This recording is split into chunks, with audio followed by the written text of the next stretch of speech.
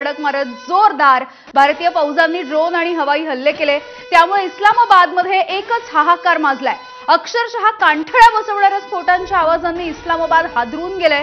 केवळ इस्लामाबादच नाही तर लाहोर आणि पेशावरची सुद्धा भारतीय सैन्यांनी झोप उडवली आहे। पाकिस्तानामधल्या 16 शहरांवरती भारताने जोरदार प्रतिहल्ला केला आणि हाहाकार माजवला।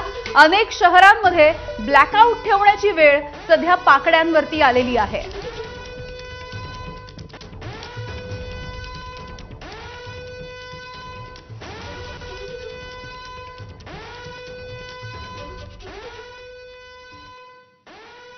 आणि भारताने पाकिस्तानला काल सर्वात मोठा दणका दिला तो म्हणजे कराचीमध्ये।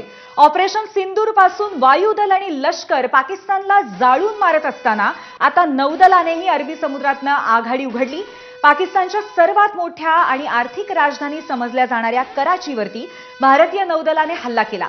कराची बंदर भारतीय नौदलाने बेचिराख करून टाकल्याची बातमी आहे। भारताची INS विक्रांत आणि INS कोलकाता यांनी कराची बंदर बेचिराख केल्याचं कळतंय।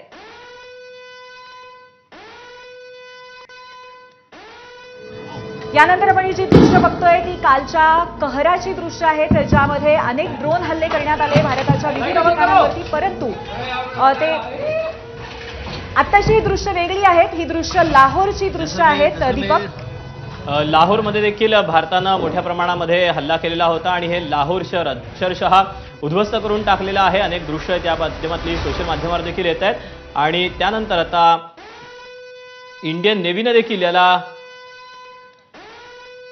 कराचीवरती नौदलाने हल्ला केला होता आणि त्याच वेळेची हा जो व्हिडिओ आहे तो नेव्हीकडून समोर येतोय, आपण पाहतोय। कराचीवरती नौदलाने हल्ला केला 1971च्या नंतर हा सगळ्यात मोठा हल्ला आहे आणि कराची बंदर उद्ध्वस्त केलेला आहे भारताने।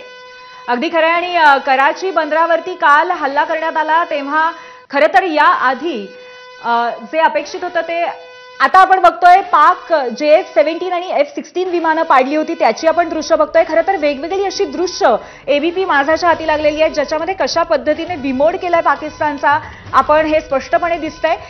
2 विमानं भारतीय सेनेने आपल्या डिफेन्समध्ये उलथवून पाडली होती आणि त्या नेस्तनाबूत केलेली होती। JF-17 आणि F-16 ही पाकिस्तानची 2 विमानं।